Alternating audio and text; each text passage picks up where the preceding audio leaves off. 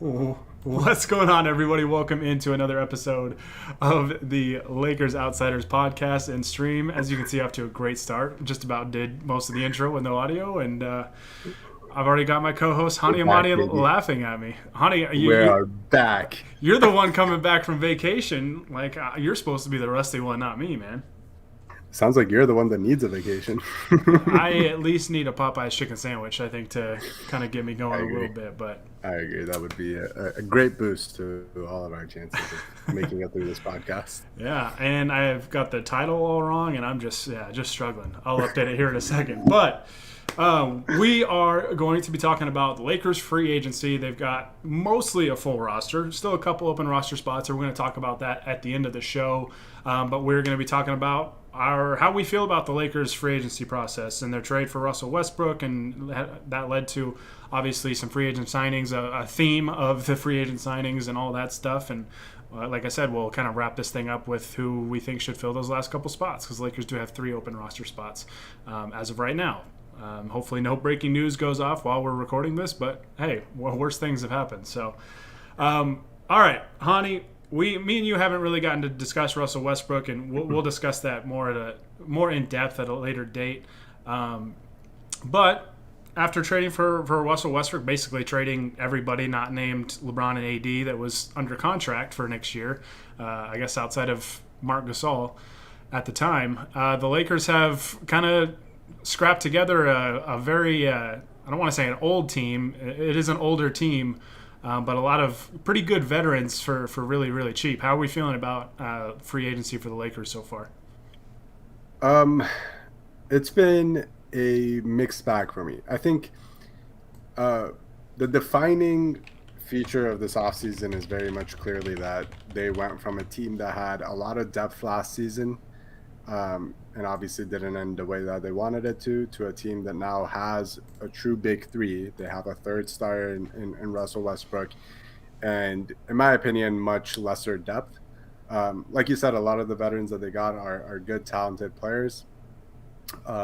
You can clearly see that it was a priority for them to add a lot of shooters, and they did that. Um, but having said that, there are going to be a lot of uh, a lot of things that they had to give back to get that as well. So the age of the roster is a concern, just like you said. That it is an older team. LeBron is getting older, Russ is getting older.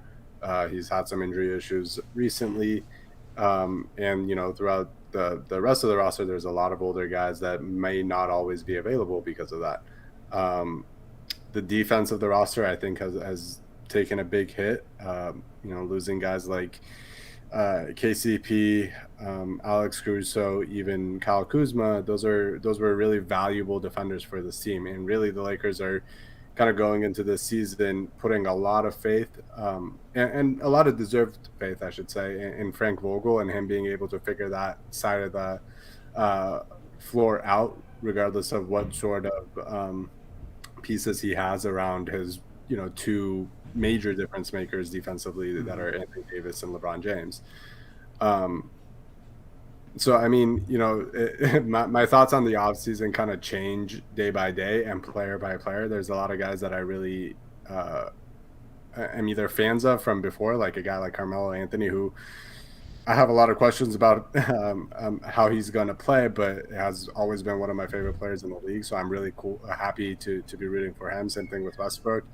Um, and a lot of guys that I have questions about how good they are, if they're going to be big difference makers. Guys like Trevor Ariza, who to me these last couple of years has not really been a good basketball player anymore. Hey, no Trevor Ariza slander. I love that guy. I mean, he's always going to have a special place in my heart, but he also looked entirely washed up last season. And a lot of this is like, you just never know. Some of these guys may come into a better situation, play with better players like LeBron, and be much better. The guy I kind of look at as an optimistic barometer is Nick Batum with the Clippers last season. He looked completely washed up in Charlotte because it could be anything. It could be the fact that you just didn't have good players around him to help him. It might not have been good enough coaching to put him in good positions. It might have been him not really caring because he wasn't on a good team. goes to the Clippers, and you could make an argument that he was their third or fourth best player all season long, and was huge. So is that something that a guy like Ariza can do? Or, a guy like Kendrick Nunn, who's obviously younger, been a scorer throughout the league, but there's a lot of questions about his defense, especially, and whether that scoring is sort of empty calories or not. I love me some empty calories, though. Me too, I know. I've filled up with those a lot on my vacation. Um, so yeah, I mean, like, it's really hard for me to put a constant thought on this season, on this off season, of whether I think the Lakers are even better than they were last year or not.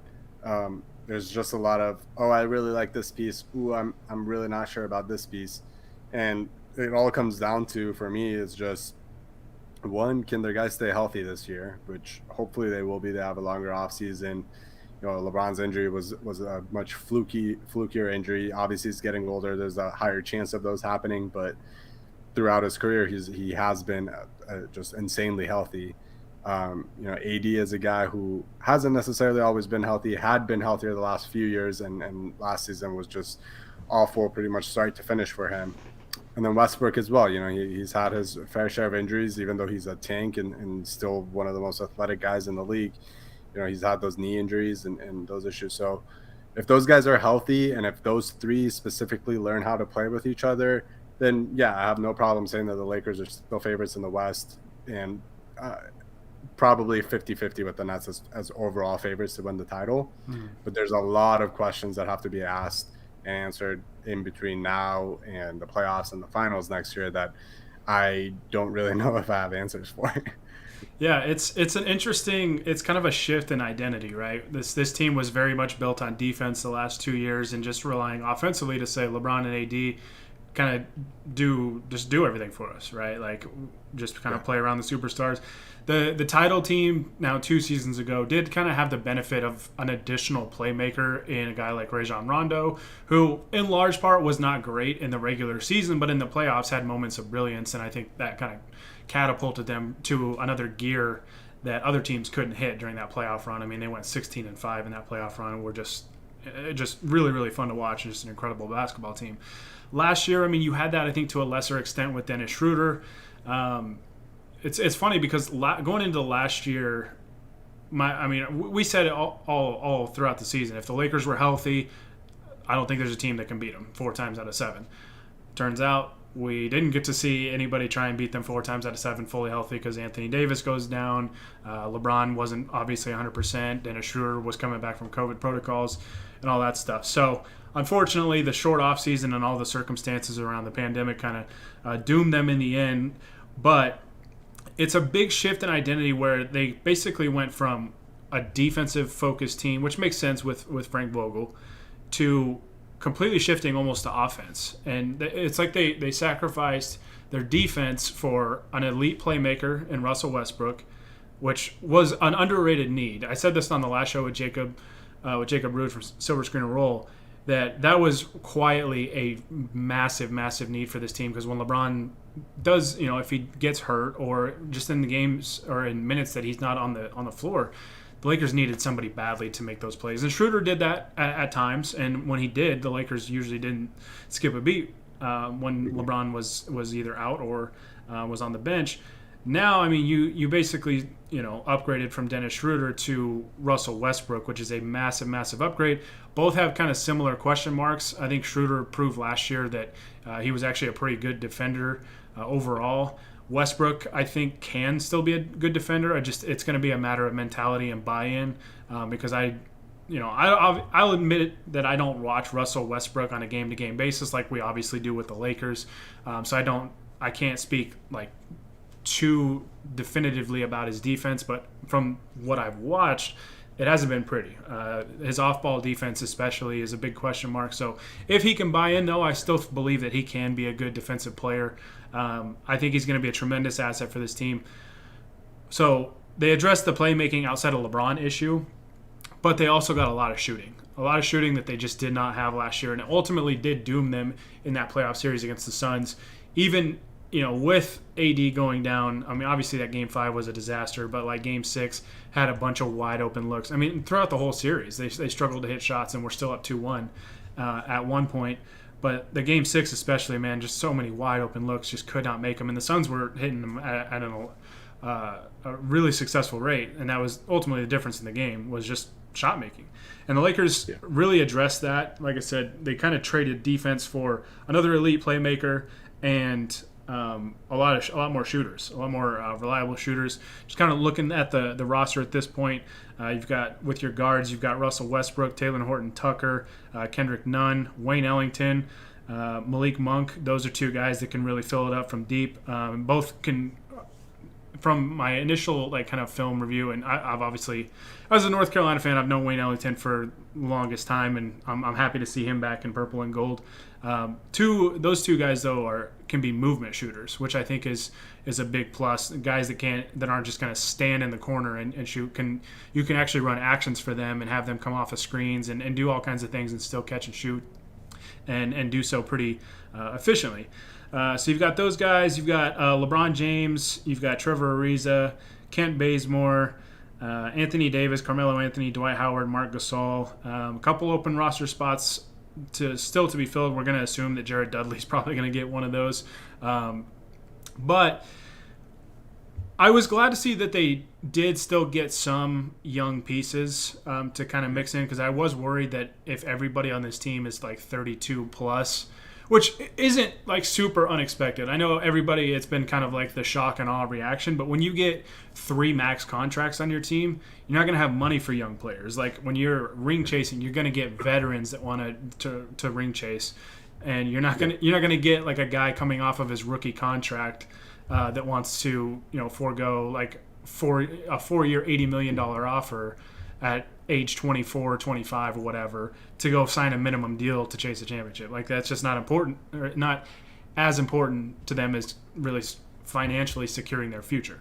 So I was happy to see that they got some young legs, guys like Malik Monk, kind of like a reclamation project, really. Obviously, Taylor Horton-Tucker is back. He's going to be the youngest one of them all, the only baby Laker really remaining. And yeah, who else am I missing? Oh, Kendrick Nunn. Yeah, another guy with some younger legs. And so I overall like the makeup of the roster. I do think Frank Vogel, I feel a little bad. I wish they'd give him some more defensive help.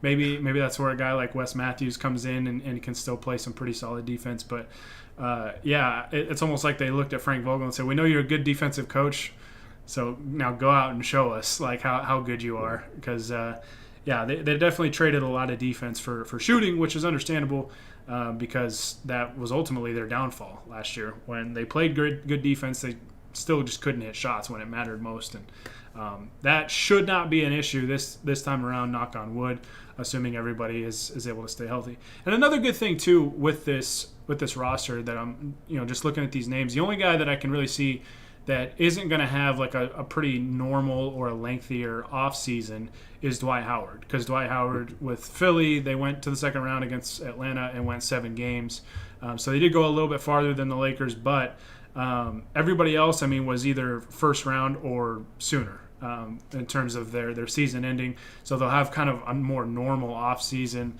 allow them to kind of rest, recover, and really try and go back at this thing. So that's another added bonus, because 71 days last year, man, obviously took a toll, I think, mentally and physically on the team.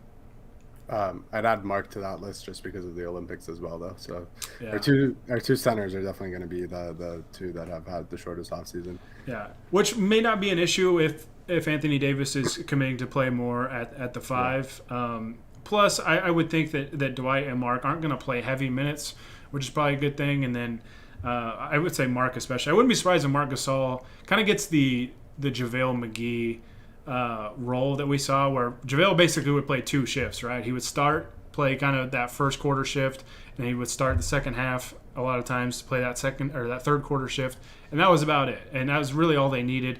I could see the same thing with Marc Gasol, just because you're going to need a floor spacing 5 essentially with Russell Westbrook on the floor, unless you just have maybe a second unit lineup that has 3 other shooters out there. Then you might be able to make it work, which is possible. I mean, they've got guys like Carmelo Anthony, Ariza, Bazemore, Malik Monk, Wayne Ellington, like those types of guys that are going to be respected shooters, and at least get the attention of defenses where defenses can't just stand in the paint and just wait for a drive. So that's how I kind of see the lineup shaking out. I'm excited to see Westbrook leading non-LeBron minutes. I think the bench is. I think the Laker bench could be a major plus for them because they're going to have shooters around Westbrook. And Westbrook, assuming that they stagger lineups properly, and you either have one of LeBron or Russ on the floor at all times, or at least the vast majority of the time. The second unit, I think, can be really good for the Lakers. And I don't know, man. I like the construct of the roster. I would like to see a little bit more defense added with the last couple spots. And if they can do that, I'll feel a lot better about it. But what grade, I guess, would you give the Lakers offseason so far? So this could include the Russell Westbrook trade and then their free agent signings. Well, the cop-out answer would be that it's incomplete, but I'm not going to do that because sounds like my professors. Right. I think I would give it. I would give it probably about a B minus. I like the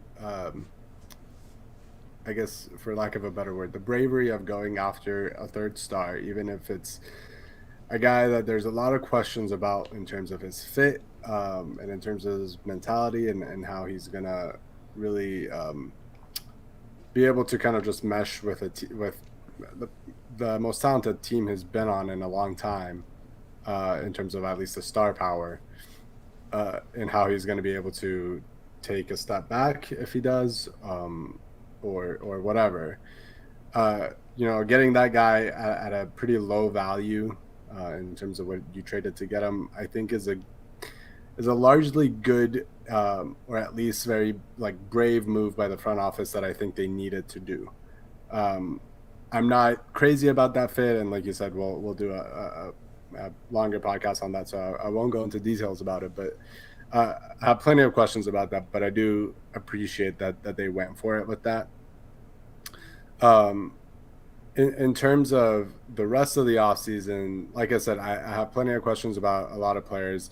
I can't really give it a great grade because a lot of these guys I'm just I'm not quite optimistic about. I'll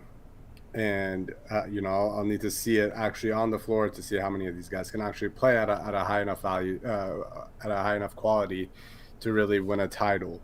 And then the big sore spot for me, and for really everybody, it seems, is losing Alex Caruso for nothing. And I know people, especially people that aren't necessarily Lakers fans, although I mean, we talk about narrative shifting and stuff, and it has a little bit.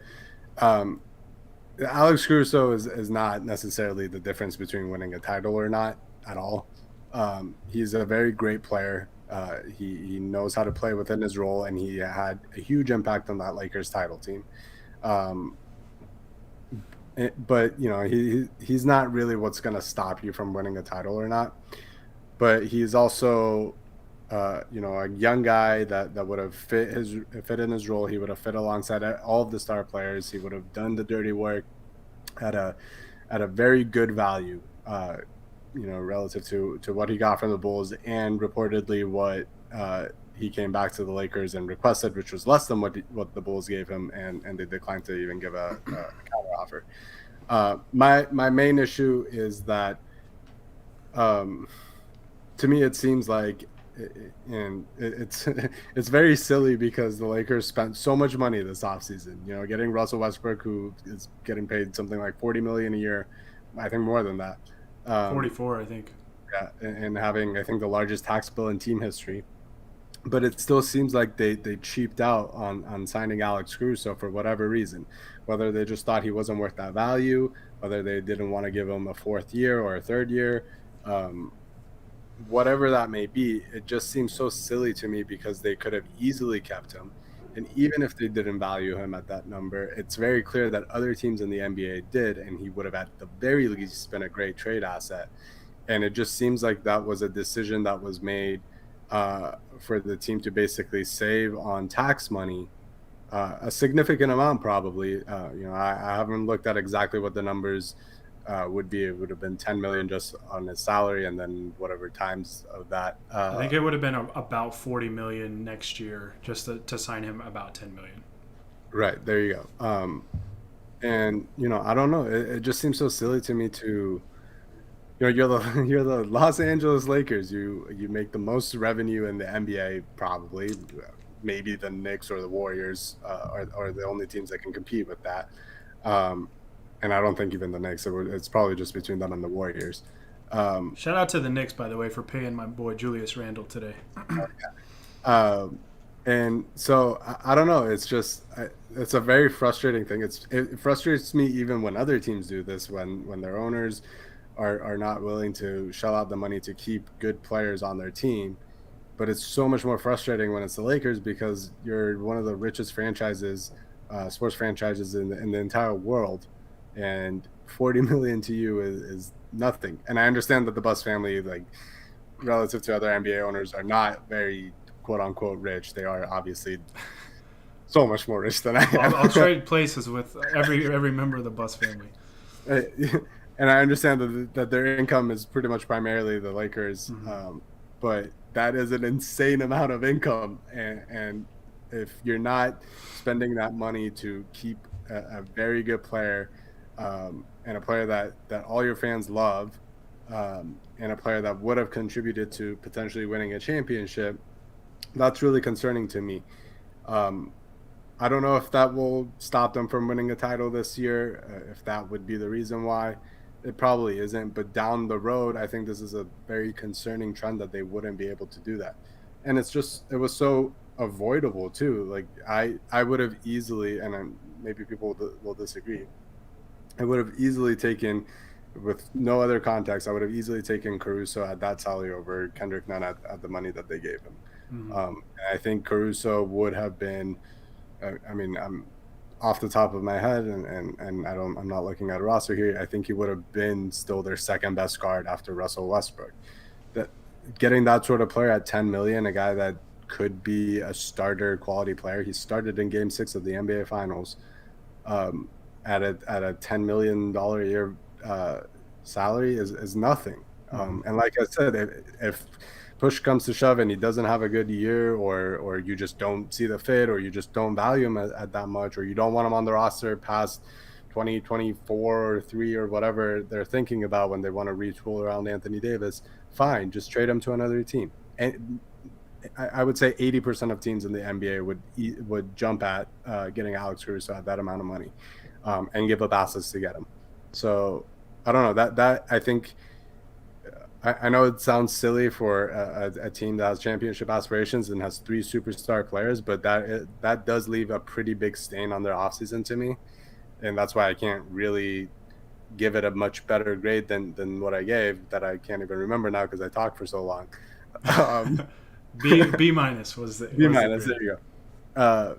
Just because that's very concerning to me, and it concerns me about how they're going to operate moving forward, and even maybe the rest of this season. Like another question mark is going to be whether they're going to have 15 players on the roster heading into the season, and my guess on that is that they won't sign that 15th player until after the trade deadline, because they can save a little bit of money that way as well. They don't have to pay them for half of the season. So yeah, that is my little rant on something that annoyed me this week. My first question is, do you feel better? Not really. Just reminded me of all that. Well, I've had a tough week in sports. This is our I want to say daily, but we don't do these on daily. But my daily soccer thing that nobody gives a shit about when they listen to this podcast. My fucking favorite player on my team is leaving because we physically cannot pay him money, and Alex Caruso is also gone, and KCP is gone and everything is sadness and pain. And We should have started a GoFundMe to keep Alex Crusoe, but not gonna lie, if I would have raised $40 million to keep Alex Crusoe, I would have pushed it to $41 million so that I could keep $1 million for myself. I thought you were gonna just say you'd keep it all, but all right, I respect. Just $1 million. I'll take one for the team. Just $1 million. Considered a vet minimum for a podcast. That's your commission. You're basically his agent at that point. Yeah, pretty much. All right, so I'm going to give the Lakers a grade of a B+. I'm a little more optimistic about the roster than Honi is.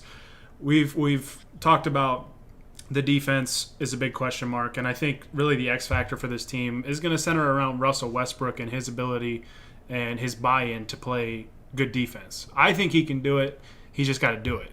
And if he can do that, I think it goes a long way for this team, because really kind of looking at the roster, the biggest question mark that I have is kind of a point of attack defender, which I guess Trevor Ariza, if you guys don't follow Tim_NBA, who kind of created the B-ball index, which is super in-depth, like analytics, all these metrics and stuff like that. Really, really good stuff. Ariza actually graded out pretty well as a point of attack defender, and Bazemore maybe can as well, and then who knows, maybe Taylor Horton Tucker makes a leap defensively as well. So they possibly can, but that's probably my biggest question mark right now. I think the playmaking was very, very addressed, and the shooting definitely was addressed as well. So I think they've had a successful offseason, which is, one question mark too is going to be the continuity, the chemistry, because there's a ton of new faces on this team. It was a roster purge from a year ago that only, I think, 4 players survived. LeBron, AD, Marc Gasol, who barely survived. He was reportedly almost salary dumped to Minnesota, which just feels cruel to send him there of all places. And then Taylor Horton Tucker. So maybe some other guys come back, but I think overall it's pretty good. I do have some thoughts on Alex Caruso. As you guys can see, I'm wearing my Caruso shirt. It's me bidding farewell to the Bald Eagle until I'm watching some Bulls games on League Pass this year, because they got AC. They signed, I think, Tony Bradley, another Tar Heel, and then they got my boy Kobe White. So they're going to be a fun team to watch. They're going to be a fun team to watch. Lonzo. And of course, Lonzo. Of course. Come on. You didn't let me finish, okay? Plus, I like DeMar DeRozan as well, and they went all in on UCLA versus USC. Yeah, so it'll be fun. But so I agree with pretty much everything you said, Honi, about Alex Caruso. It does come across as the Lakers being cheap, and like you said, it is, I think, a good point that there's kind of this misconception about the Lakers and their spending power, because, like you said, relative to other owners in the league that make billions of dollars outside of their franchise that they run, the Buss family doesn't. Like, this is their business. It's the Lakers. So there's kind of this idea that the Lakers, which, and I know there's other minority owners and stuff like that. I think the 2 new owners came over from the Dodgers and bought like 27%, and I'm sure they kind of factor in. Both multi-billionaires can obviously help with that sort of thing. So to me, it is kind of inexcusable to not re-sign a guy like Alex Caruso for all the reasons that you mentioned. He's a very impactful player, the perfect type of role player that you want to play next to ball-dominant superstars. And probably easily be, outside Anthony Davis, would be the best defensive player, at least on the perimeter, on this team. It does hurt to see him, come back to the Lakers. Obviously, he did want to stay, offer to take less money overall, not annually, but less money overall, and was still turned down. So, and I'm, the furthest thing from like a reporter or anything like that, but what I had been hearing about Caruso was it was less of a financial issue, and it was more about valuing his basketball skill set, which is another red flag for another conversation. That, his impact was evident on stat sheets and metrics and all that stuff, but it was very evident just by watching games. So letting him go is pretty inexcusable to me for either of those 2 reasons, which I try to, as the older I've gotten, because I was kind of thinking about this the other day, and it made me think of like the D'Angelo Russell trade, right, where we just basically salary dumped a second pick in the draft a couple years into his career, which ultimately panned out because they created a bunch of cap space and got LeBron James, which led to Anthony Davis and all this stuff. But with this trade, I just tried to kind of see it from different perspectives, and I could see the argument with Caruso that you wouldn't want to pay him essentially not pay him, but pay $40 million overall for him, especially if you think he's not going to play heavy minutes. And the thing with that too is, I mean, even on a 3-year contract, my understanding with Caruso and the Lakers is part of the reason why they didn't particularly value his skill set is because they weren't this is just kind of my interpretation of what I've heard, and I guess I somewhat agree with it, is that his play style and effectiveness may not be sustainable for very long because he does play so hard, plays such a physical, it's a taxing play style to play just, top-notch defense possession after possession. He's the type of guy to dive on the floor for loose balls, all this stuff, right? A lot of times those guys are, good for a handful of years, and then you start to see them really flame out. And I hope that doesn't happen to Alex. I hope Alex has 10 more years left in his career and plays well and, has a very successful career. But I could understand that, especially, and I don't like to point to last year, but I think it is notable that Alex did get injured a few times, really got banged up, didn't end up finishing the playoff series because he got hurt again. And part of that could have just been due to the short offseason.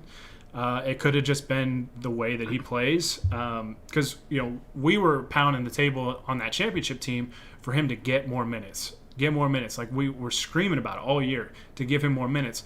But at the same time, he's the type of player that his play style, if you play him 30, 35 minutes, he's not going to play the same way because you're going to run out of gas if you do that. So I could understand that aspect of it.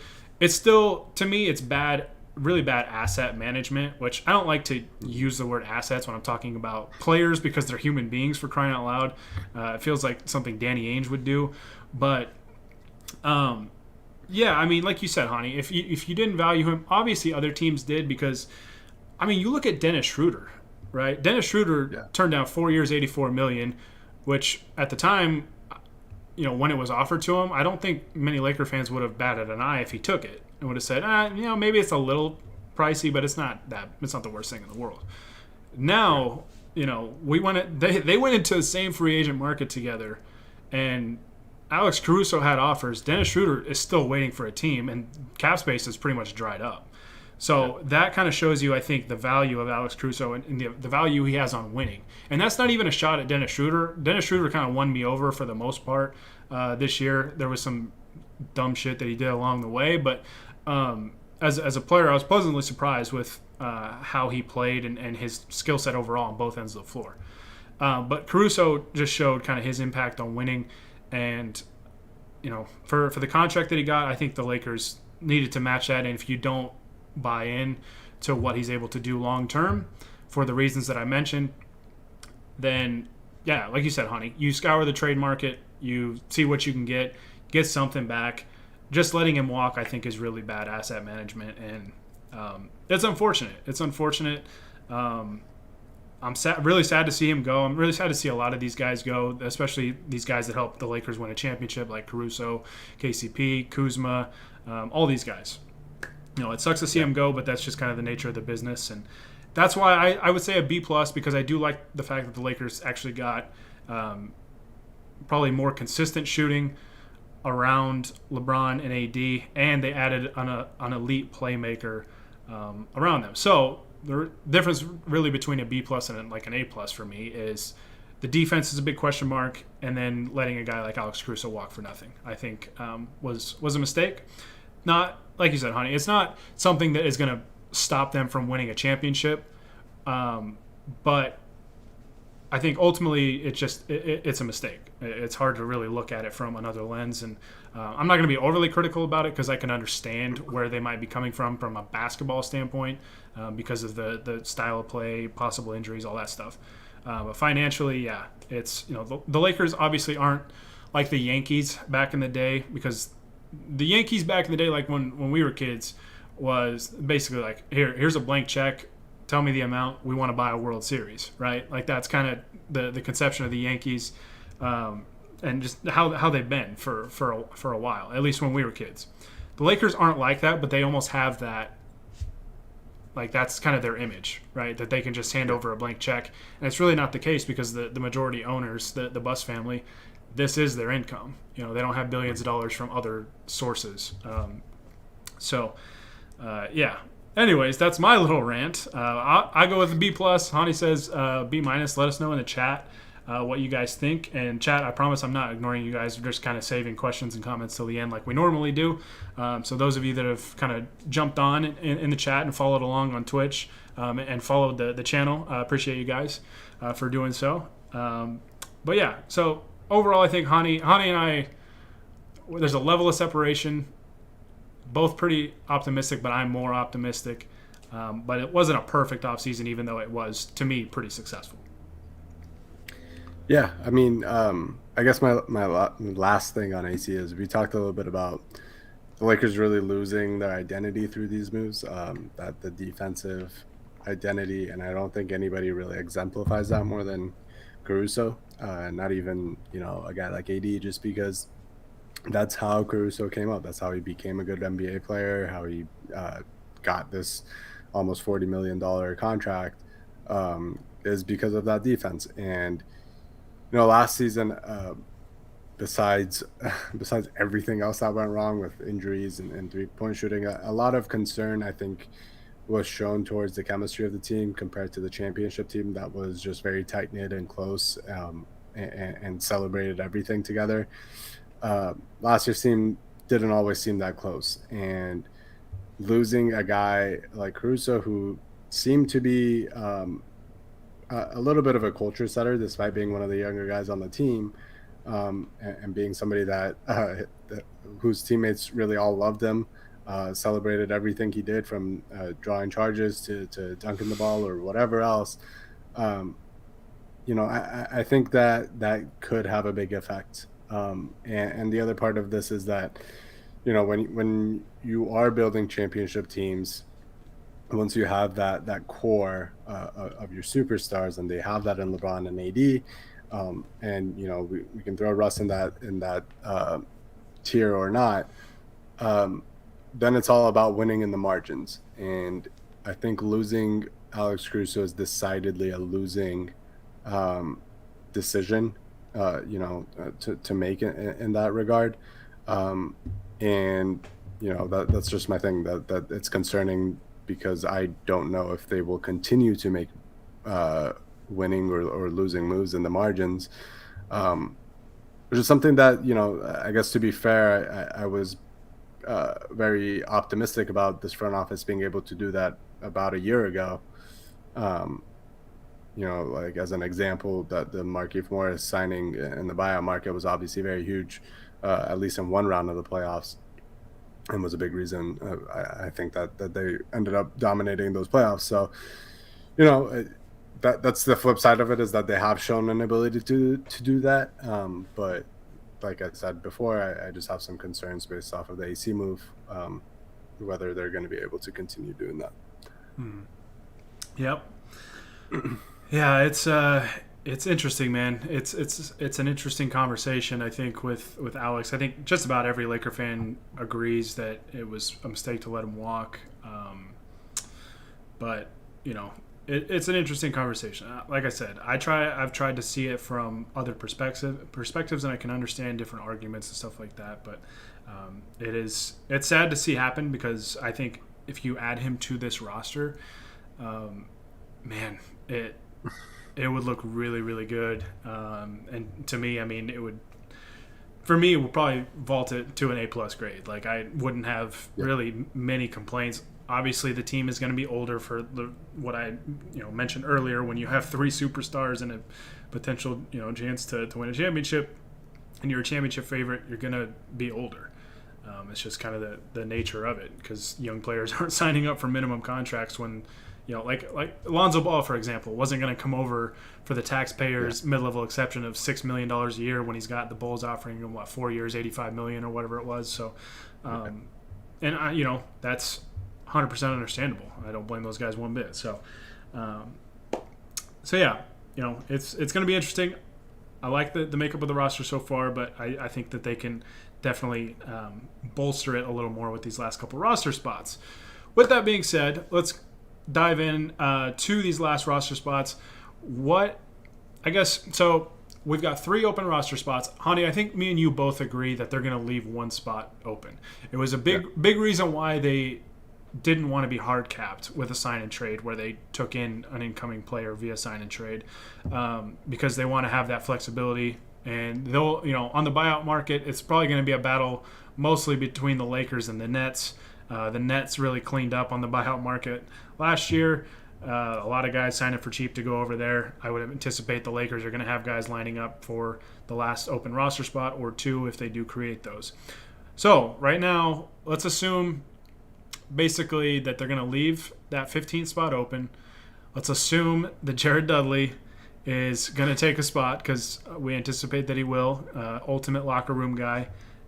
Teammates love him. Coaches love him. So that would leave essentially 1 spot left. Who do you kind of have circled as somebody you'd like to see in that spot? Okay, so before we started this podcast, I wouldn't have necessarily said this name.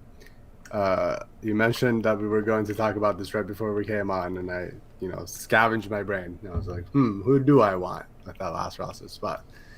And I decided that my answer was going to be a little bit of a hot take, because 1, it's funny, and 2, I kind of believe it. I want Dennis Schroeder back. Oh, okay. I wasn't expecting that. Look, I think it's a win-win situation. 1, the Lakers can still offer Dennis a good amount of money that he has very clearly lost, because no other team is going to be able to pay him a lot of money right now, as cap space is drying up. So even on a 1-year deal, the Lakers can give him a solid chunk of money so that it's not a total loss for him. That's his incentive for coming back. Plus, they retain his bird rights. If they trade him to a different team, that team will have his bird rights, and then they can go over the cap to re-sign him at a big deal, et cetera, et cetera, et cetera. From the Lakers' perspective, look, I'm just not super convinced about any of the other Lakers guards other than Russell Westbrook. I love THT. I have a lot of hope for his potential. Not sure if he's going to be, at that level of an impactful player for a championship team this season. I sure hope he is. The other guys, they're specialists. It's Wayne Ellington is a 3-point specialist. Kent Bazemore, his threes, plays some defense. Malik Monk, 3-point specialist. We don't really know what we're going to get in him, because he hasn't played a whole lot, especially this last season in Charlotte. So all these guys I'm not super convinced of. I think Dennis comes back, he's automatically their second best guard. I guess Kendrick Nunn is the other one I forgot to mention. I think he's their second best guard, Dennis is, if he comes back. So you have Russ number 3? Because THT is obviously number 1. Exactly. Why else would Dennis take over for Russ on the Thunder? There's your hot take. He automatically gives them that point of attack defender. Like we said, that was something that we weren't really expecting when the Lakers traded for him, but he really did win us over on that end of the floor as a point of attack defender. He really gets in guys' faces, plays hard on that end of the floor. Always loved watching him hustle. I'll never forget those dives for the ball where he just flies through the air like Superman. I think having that sort of player is valuable. And then offensively, not the greatest shooter, so you do lose that. He's not a Dennis Schroeder; he's a Dennis Schroeder. I knew you were about to make that joke. I could just see it in your face. I'm disgusted. But he does kind of give you the same sort of like chaotic energy that Russ does, where he's speeding up the pace and getting into the lane and finishing. I I think the playoffs really made people forget how great Dennis was in the regular season. I think he was a huge, huge, huge reason why they were able to really stay in the playoff race and stay stable when LeBron and AD were both injured. He was really good during that stretch for the most part of it. Um, so, if he's willing to buy into that role as that backup guard where he's not going to be playing a whole lot of minutes, where if he does struggle in the playoffs again, it's not quite as big of an issue because there are other options and other routes for the Lakers to get that sort of production from a backup guard, then I think he can, sizably increase their ceiling just because from a talent perspective and the sort of production that he can provide, I think he's a step above pretty much everybody else that he would be competing against if he did resign. Yeah, so I wouldn't be upset at all if the Lakers did bring back Dennis Schroeder for the reasons that you mentioned. I think it would also bring some younger legs to the team, which they could obviously use. I mean, he's not, a 23-year-old, but he's definitely young in comparison to most of the roster.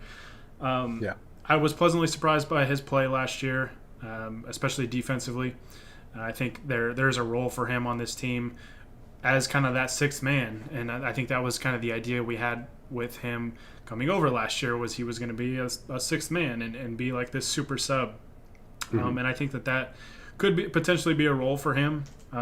So I wouldn't be mad at all at it. I just would be, at this point, I would be shocked, honestly, if Dennis Schroeder is brought back. I wouldn't be surprised if he is signed and traded, because at this point, man, nobody's going to pay him. Like, Charlotte's one of the only teams left, I think, with cap space, and they're trying to get Lauri Markkanen from the Bulls. So, and it's going to be valuable, I think, for Dennis to take a sign and trade so that whoever acquires him gets his bird rights. Even if it's a one-year deal, can try and hit the market again next summer and try and hit the market and hope that the point guard market's a little less saturated than it was, because there was a lot of good point guards this year with not many teams that had space to spend. So one thing on that, and I'm not entirely sure, but I'm pretty sure. I believe if you get signed and traded, it has to be a minimum of 3 years. So that is a little bit of something that might not really help the Lakers out, is that whatever team wants him, even if it's probably going to be at a pretty low money value, that they would be willing to have him for 3 years. And it sounds like right now the only rumor is the Celtics. And the nice thing about which the Lakers are not going to help them.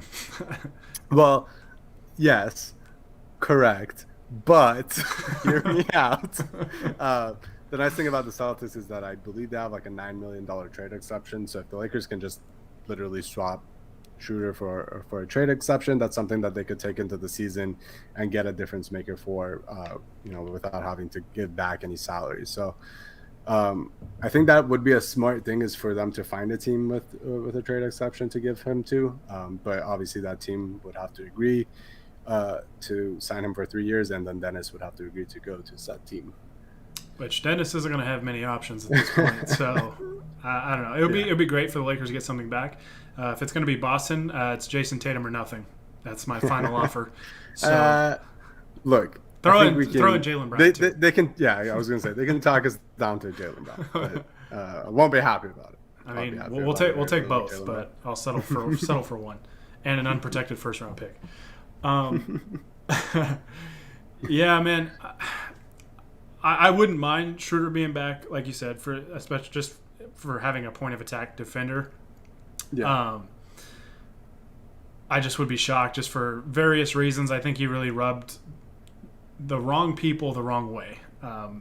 If that makes sense, with landing on the COVID list. I think it was twice or three times, multiple times. I think he was one of the only players for that to happen, especially for it to happen right before the playoffs. And then with Game 5 going 0 for 9, when basically AD was out and the Lakers needed somebody to step up, and you go 0 for 9 when you're kind of expected to be that second guy. It's a bad look. I think it leaves a bad taste in people's mouths.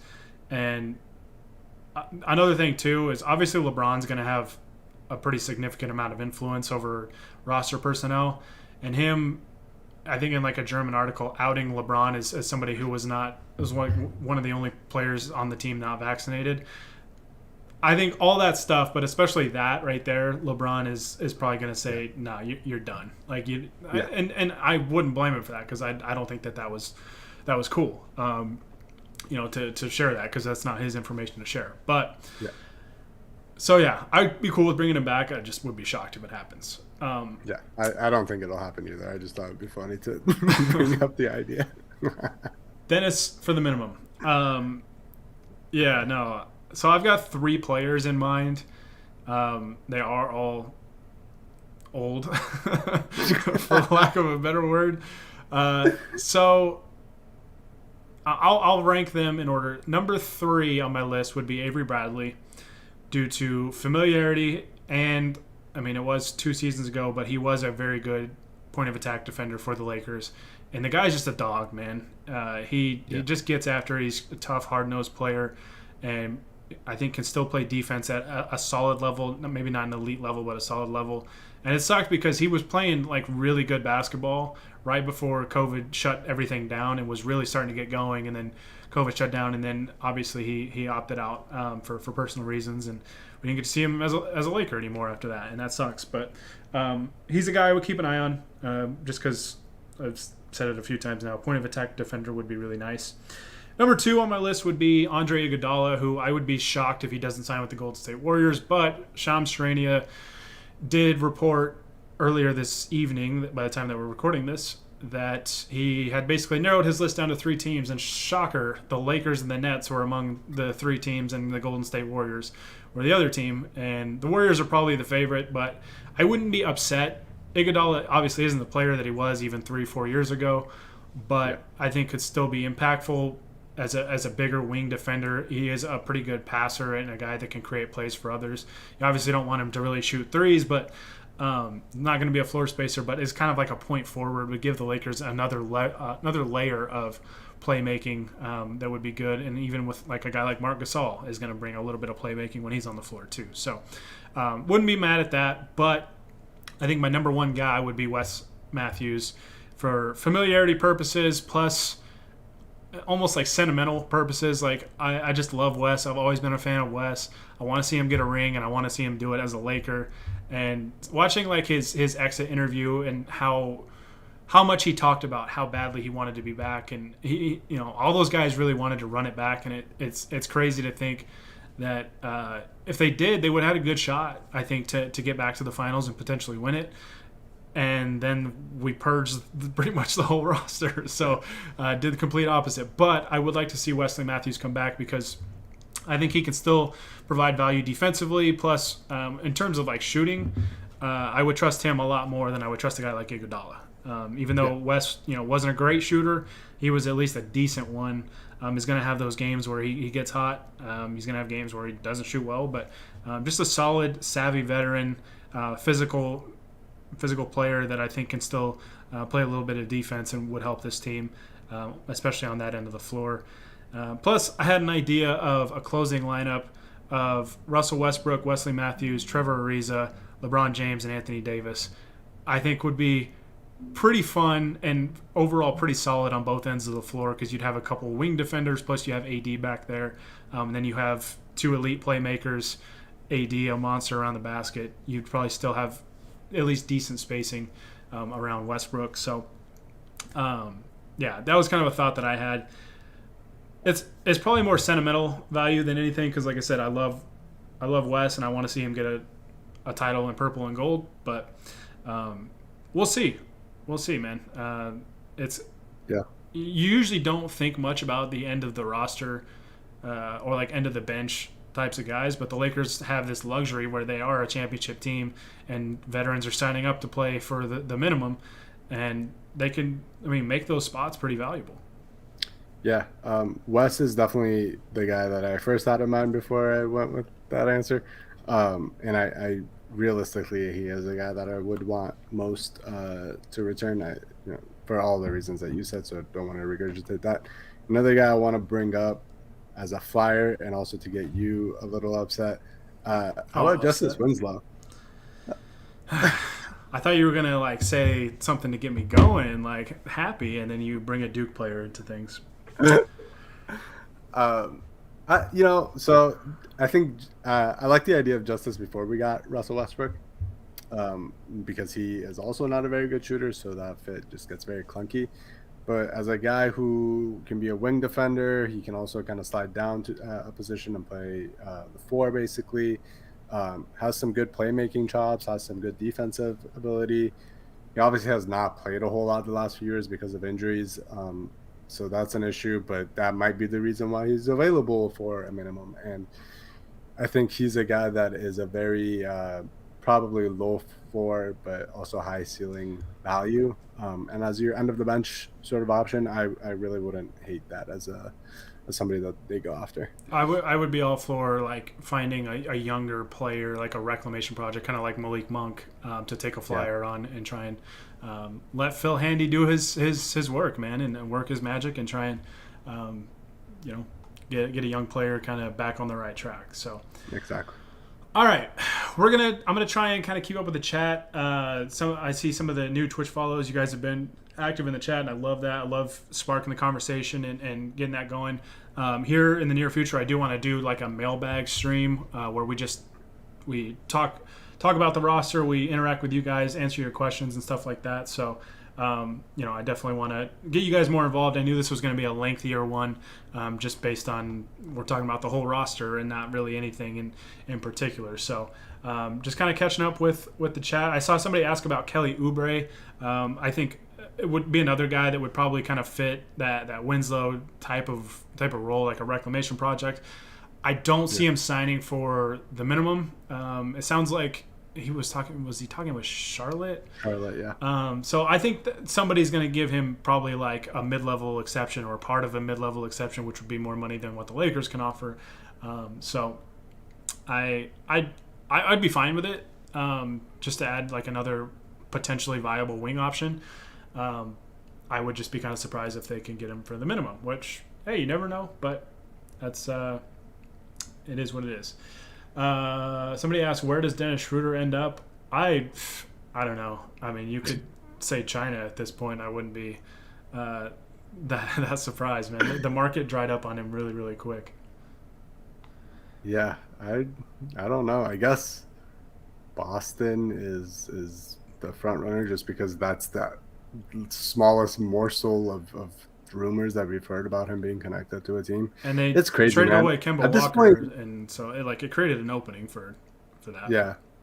At this point, I think he is like criminally underrated. He is not such a bad player that nobody should be interested in him. I think there's a lot of off the court stuff that bothers people, but that's a good player. Like somebody, I don't understand how nobody even at a discount tried to get for him. Either he and his agent just completely screwed up, which I mean they definitely screwed up to some extent. Yeah.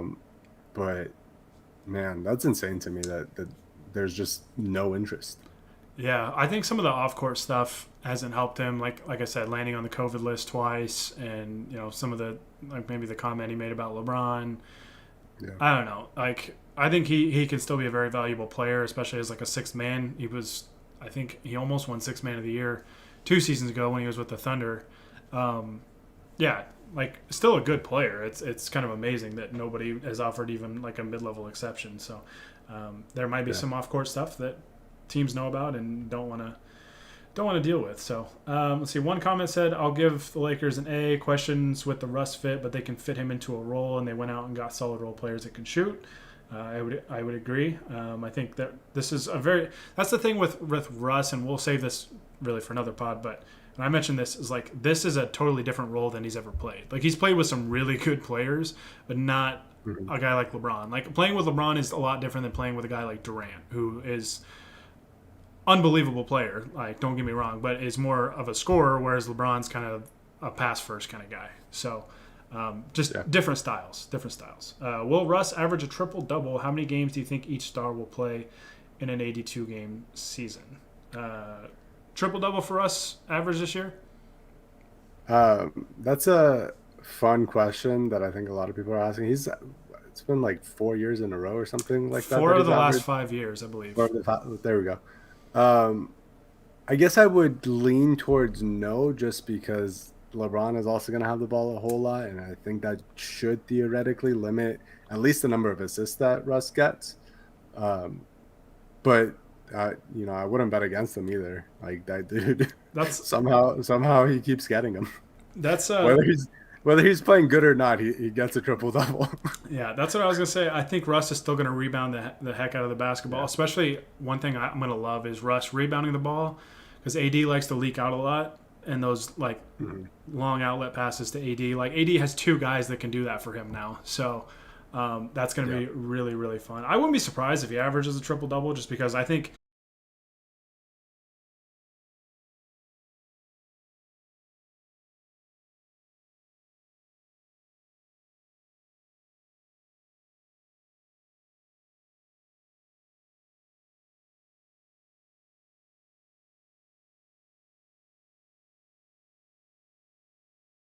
questions. I'm gonna save some of these questions.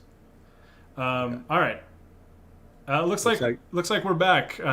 Looks like the stream kind of cut out there for whatever reason. I don't know why. Stream kind of cut out there for whatever reason. I don't know why. The next pod is either going to be a mailbag pod where we kind of answer your questions and just interact with you guys, and that's the whole show, or we're going to talk about the roster completely filling out, which we don't know when that's going to be. So I think hopefully maybe this weekend we can do just kind of a mailbag pod. So be sure to tune into that. When I know kind of a date and time, I will set it on Twitch so you guys will be able to see kind of the schedule for it. And guys, just thank you so much for listening, and I hope to see you guys on the next pod. So until next time, I am Gary Fresh, the bald eagle, the champ, Alex Caruso.